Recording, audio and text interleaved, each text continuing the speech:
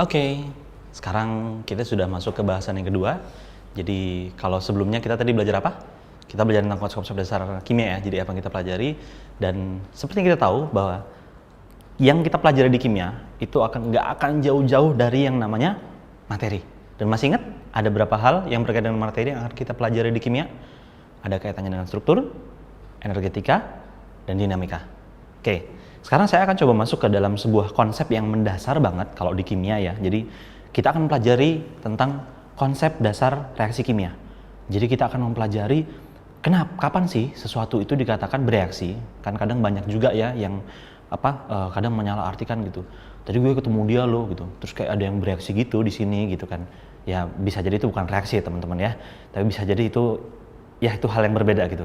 Tapi oke, kita akan di sini mempelajari lebih lanjut tentang konsep dasar reaksi kimia. Jadi kapan sesuatu itu dikatakan bereaksi? Cirinya sederhana, teman-teman. Cirinya itu ada 4. Oke, ada berapa? Ada 4. Ciri yang pertama dan yang paling mudah diketahui itu adalah adanya gelembung, asap atau gas yang muncul. Contoh misalnya, kalau kalian pernah nyobain ini enggak, itu yang apa sih kalau vitamin C ya, yang kalau bentuknya tablet terus dimasukin ke air terus ada blub blub blub blub blub gitu. Apa itu? Ya jangan sebut merek ya. Contohnya misalnya itu ada gelembung gasnya ya, ada gelembung gas yang keluar. Awalnya kan airnya tenang-tenang aja ya, tapi tiba-tiba muncul ada gelembung. Itu adalah salah satu ciri bahwa adanya reaksi kimia yang terjadi antara si tablet tadi dengan si air. Oke, itu contoh pertama. Kita secara umum dulu ya. Yang kedua, ada contoh yang kedua, yaitu biasanya ada perubahan warna. Ini perubahan warna ini terjadi ketika misalnya ada suatu reaksi. Contoh, kalian misalnya habis membakar sesuatu gitu ya, membakar kertas misalnya. Itu kan ada perubahan warna yang terjadi ya. Antara kertas awalnya misalnya warnanya putih, terus kemudian kalian bakar, warnanya jadi apa? Jadi coklat kan, ada coklatnya. Ada perubahan warna. Itu salah satu contoh sederhana. Oke, contoh ketiga, konsep yang ketiga itu adalah adanya perubahan suhu. Jadi kalau tadi yang pertama ada gelembung gas, terus berubah warna, ada perubahan suhu. Jadi kalau misalnya kalian tadi contohnya ngebakar kayu misalnya begitu ya. Awalnya kayunya nggak panas, tapi setelah kalian bakar, kayunya jadi panas gitu ya. Dan arangnya pun beberapa juga baranya masih ada yang panas. Itu salah satu contoh adanya perubahan suhu. Atau misalnya ketika kalian ada yang pernah pakai itu nggak? Kan ada ya kompres yang cairan, tapi terus kemudian kalau direaksikan dengan sesuatu dia jadi dingin. Nah itu adalah salah satu contoh perubahan reaksi kimia juga. Nah yang terakhir, ciri yang terakhir itu adanya endapan. Jadi kalau misalnya muncul suatu endapan, itu ada reaksi kimia yang terjadi di dalamnya. Oke, jadi adanya keempat hal ini itu menunjukkan bahwa sesuatu itu mengalami reaksi. Nah, pertanyaannya sekarang adalah kenapa kok bisa sih? Kenapa kok bisa 4 faktor ini, ketika ada 4 faktor ini itu dinyatakan terjadi reaksi kimia? Pernyataan sederhananya adalah karena materi yang ada di dalamnya itu berubah bentuk dari bentuk yang satu ke bentuk yang lain. Tapi perlu diingat, perubahan ini tidak semua perubahan itu merupakan reaksi kimia. Contoh misalnya, saya punya air. Oke, saya punya air. Di sini misalnya airnya ini saya panaskan gitu ya. Jadi ceritanya ada api, dipanaskan, terus kemudian akan ada muncul gelembung-gelembung gas. Kalau kita lihat dari konsep di sini, adanya gelembung atau asap atau gas, itu kan menunjukkan adanya reaksi kimia. Tapi ternyata teman-teman, hal ini itu belum tentu merupakan reaksi kimia. Kenapa?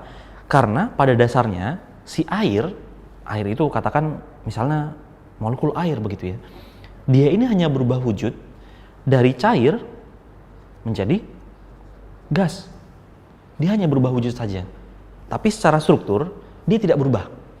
Katakan kalau misalnya struktur air itu kira-kira begini misalnya ini ya. Ya anggap aja air itu kayak gini lah gitu ya. Struktur air itu nggak berubah. Jadi dia tetap seperti ini. Maka ketika dia coba berubah, ini awalnya itu cair, berubah menjadi gas. Oke? Kalau strukturnya tidak berubah, itu artinya dia tidak mengalami reaksi kimia. Yang seperti ini, mendidihnya air membeku, kalian bikin sirup, terus sirupnya bikin karamel dan seterusnya. sampai jadi mendidih dan seterusnya, itu bukan perubahan itu bukan perubahan kimia, tapi itu hanya perubahan fisik saja gitu. Jadi perlu ditelusuri lagi bahwa ketika terjadi ada gelembung atau asap gas, ada berubah warna, ada muncul endapan, dan ada temperatur yang naik, belum tentu itu menunjukkan adanya reaksi kimia. Nah, sebagai contoh gini deh, biar lebih asik, gimana kalau kita main tebak-tebakan? Oke? Kita akan coba. Ini adalah ciri-ciri reaksi kimia. Oke, sekarang saya pengen tanya deh ke kalian. Kalau seandainya saya punya cola, ya. Ada cola. Terus kemudian cola ini saya kocok. Kira-kira ini reaksi kimia bukan ya? Kalau kita lihat ciri-cirinya, ada apa? Muncul nggak ada gelembung gas? Oke, muncul ada gelembung gas. Terus kemudian berubah warna nggak dia? Nggak juga sih Kak. Di sininya, kalau ngeliat di sini, itu ada yang warna coklat muda, tapi di sini warnanya coklat. Ya artinya ada perubahan warna di situ ya. Dan kemudian ada perubahan suhu nggak? Nggak juga sih. Muncul endapan nggak? Nggak juga. Tapi kalau kalian tahu, sebenarnya di dalam sini terjadi yang namanya reaksi kimia. Kenapa? Karena muncul ada gas. Dan gas ini berbeda. Gas ini bukan gas cola.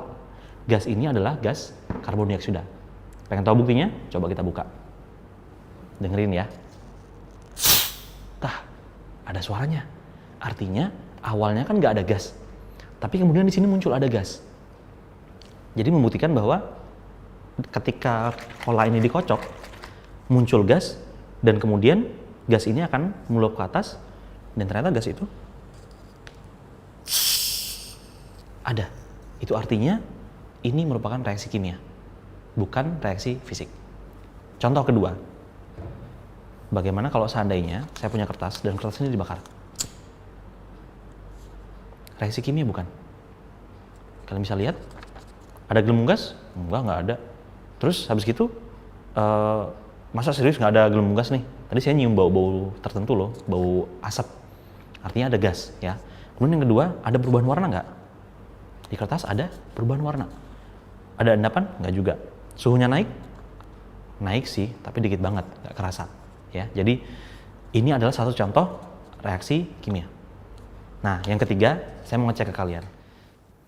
Bagaimana seandainya kalau saya punya suatu larutan dan kemudian saya punya air ya, kemudian saya masukkan gula ke dalamnya. Menurut kalian reaksi kimia atau bukan? Gulanya berubah strukturnya? Enggak. Gulanya dia hanya awalnya berubah dari padat terus menjadi cair. Kan ketika gula dilarutkan, kan gulanya hilang ya, tapi rasanya manis. Gulanya masih tetap ada sebagai gula, ya, tapi dia nggak dalam bentuk padat.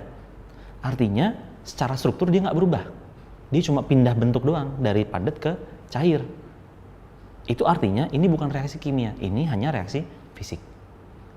Nah, jadi ada banyak sekali, mungkin kalian harus banyak-banyak melihat fakta di lingkungan kalian bahwa apa saja sih yang merupakan reaksi kimia. Sederhananya, secara sederhana bisa disimpulkan, kalau misalnya dia muncul ada 4 hal ini, itu ciri-ciri bahwa bisa jadi itu adalah reaksi kimia. Tapi kalian harus nyari tahu lebih dalam lagi. Ini itu berubah nggak sih zatnya gitu. Kalau zatnya berubah, itu artinya reaksi kimia. Kalau zatnya nggak berubah, itu berarti bukan reaksi kimia. Contoh yang nggak berubah seperti gula dilarutkan, gulanya tetap sama aja.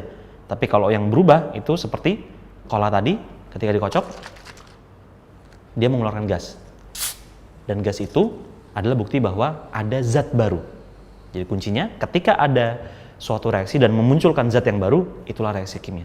Kalau nggak memunculkan zat baru, itu berarti bukan reaksi kimia. Oke? Itu saja untuk sekarang, kita akan lanjut untuk materi berikutnya sesaat lagi.